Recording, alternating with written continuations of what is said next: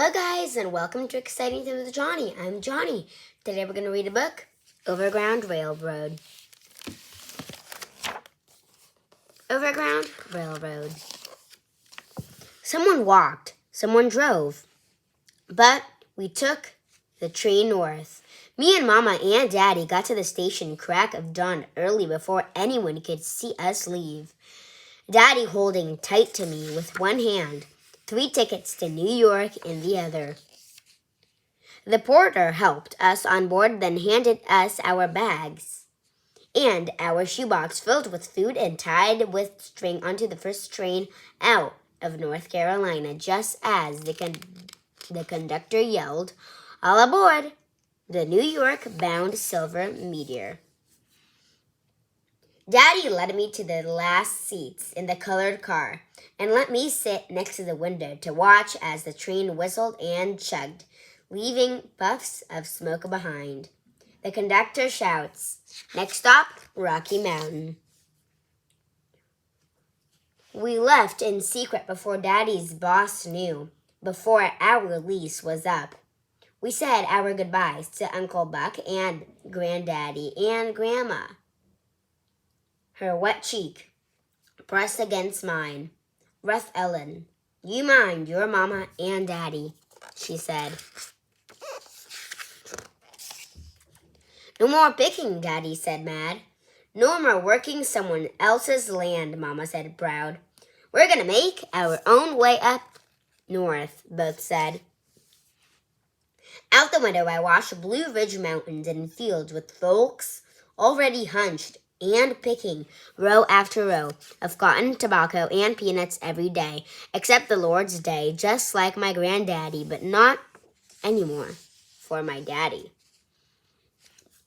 At the next stop, more people in boxes and satchels squeezed into the colored car, so many they stood on tired feet or sat on hard floors where they were.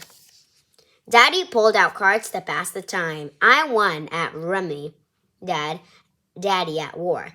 In my bag is the book teacher pressed in my hand on my last day of school before we left.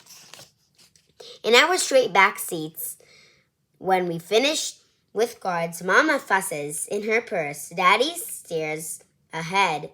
I take out the book teacher gave me.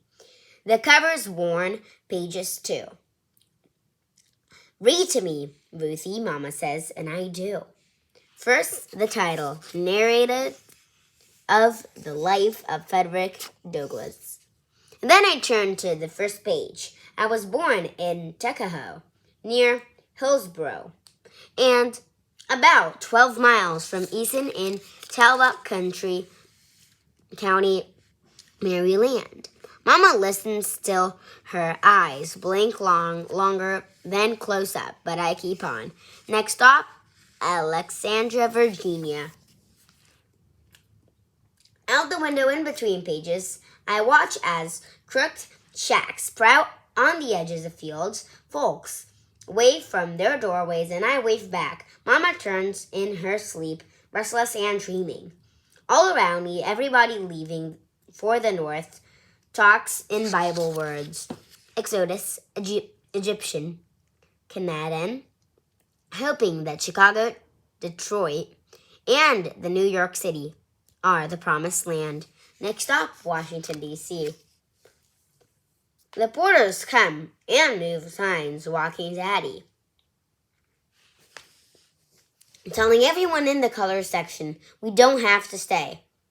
In front behind the engine, breathing in smoke, 'cause we're past the line that divides black from white, south to north, wrong from right. I wait to move, but we wait more. Finally, Daddy takes my hand and Mama stands up. And we talk and walk down the aisle, out the colored car and through the curtain. Whites only. Next stop, Baltimore, Maryland. On the other side of the curtain, in the dining car with tablecloths and clanking glasses and white faces and good food smells that make my stomach growl and make me wish we hadn't eaten Grandma's fried chicken and hard-boiled eggs and lemon pound cake so soon. Next stop, Newark, Delaware. We walk past row after row for white folks who stare or turn away with eyes that say keep moving when they see us. Some put hands in empty seats, not here, and we keep walking until we find smiles from new neighbors. Out the window, people turn and point, and I see the water and a whole river running along beside us.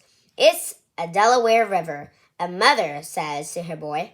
The book teacher gave me has pages filled with the story of a boy leaving behind what he knew and heading to what he don't, just like me, only he didn't have a ticket bought by his daddy and food packed by his grandma.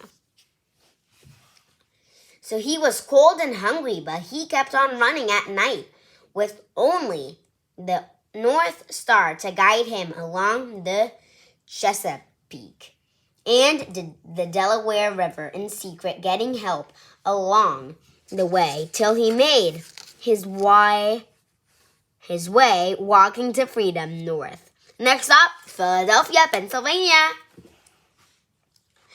I watch the tracks in front of me and behind me, just as far as I see the eye I can see. Mama and Daddy say jobs, education, freedom are waiting in New York for us. And like the boy in the book, we all running from and running to at the same time. Last stop, New York, Penn Station. We step off the train, and I stretch my neck to see bright lights, tall buildings shimmering against a sky, bright as 100 North Stars. Daddy grabs our bags. I squeeze Mama's hand. The other holds tight to my book. That was the book. The Read Aloud Overground Railroad. Do you guys want more Read Alouds? Stay tuned. Make sure to tell family members and friends to subscribe, give likes, and stay tuned. See ya!